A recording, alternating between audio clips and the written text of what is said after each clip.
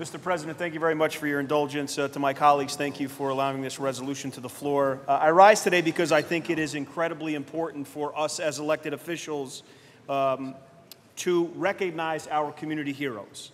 And these are individuals through their chosen career, quite frankly, that are heroes every single day, because they are men and women who put their lives on the line in service to others so that other people can go out and live their lives. They can go to school, they can go to work, they can be with their families, and they can do so and feel safe about it. Today I rise to recognize a man who's been a community hero for 33 years in Broome County, somebody that I consider a great friend, Sergeant Shaun Carnevale. For 33 years, he has put that uniform on for one particular reason, to serve others, to serve the community that he loves. It's the same uniform that is woven into the fabric that holds communities across our great state together. Whether you're in Binghamton, you're in Brooklyn, you're in Ogdensburg, wherever you may be, it's that very same uniform that keeps communities together. Sergeant Carnevale has had a very successful and an illustrious career. He has served in nearly every capacity in the agency, part of the motor unit, the Marine Patrol, was a canine handler, which is something that I know he loved very, very much, an academy instructor, a member of the SWAT team. For more than 20 years, he was part of the local police Memorial Week team. He represented the sheriff's office in Washington, D.C. during National Police Week, and at a time when this nation faced our greatest tragedy after 9/11, he volunteered his time in Staten Island during the recovery operations. So he's done it all. He's seen it all in his 33 years. But I would say this, that the foundation and the bedrock of all of those roles has been one very simple thing: service to your community. And I think that speaks volumes about the person that you are. The bedrock and the foundation of your life and your family has been those things. I say often that being a member of law enforcement is one of the most noblest professions in the world.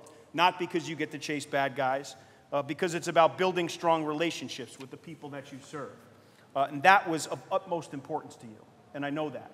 I know that, and I say that with a great deal of certainty because I see how the community reacts to you because of the time that you have spent in the community. So it's about helping families dig themselves out as they recover from devastating floods, or it's finding a lost child in the woods for a worried family. And really, it's living every single day as an example of the best in our community. And that, my friends, is exactly how Sergeant Carnevale lived and conducted himself as a police officer, and is exactly the way you conduct yourself as a family man, which I know outside of everything, that is most important to you, your family. So, Mr. President, today it's my personal honor and privilege to recognize Sergeant Carnevale for his 33 years of service, a man that I certainly looked up to during my career. I don't care if I was a deputy or I was the undersheriff. I looked to the good sergeant for counsel. A man who taught me the right way to do the job. I heard this phrase often when I was a police officer: "Kid, you fly by the seat of your pants." He said that to me often when I was working as a member of law enforcement. Senator Lanza agrees.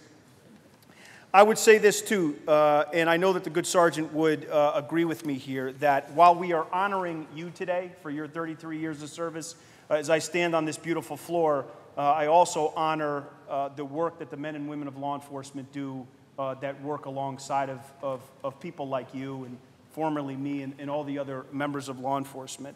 I just want to take this opportunity to remind my colleagues it's important for us to remember that behind each and every uniform is a living, breathing man or a woman who is dedicated to making their community a better place each and every day.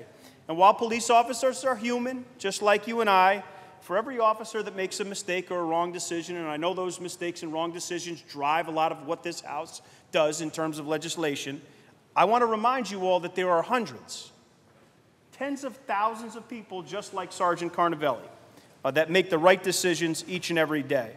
So while he may be retiring or he may be retired from the Broome County Sheriff's Office, you're going to continue to serve as a peace officer on the campus of SUNY Broome, in the night shift, might I add.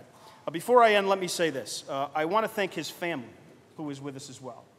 His beautiful wife, Laura, who is with us, his daughter, Jessica, son, Ryan, who is continuing to carry the torch as a member of law enforcement as well, his daughter-in-law, Cassie, and Jessica's father-in-law, Ed.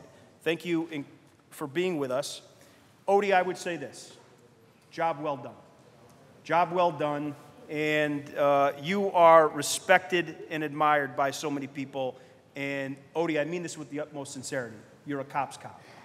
Mr. President, I would ask that you extend all the privileges and the courtesies of this great house to the good sergeant and his beautiful, loving family.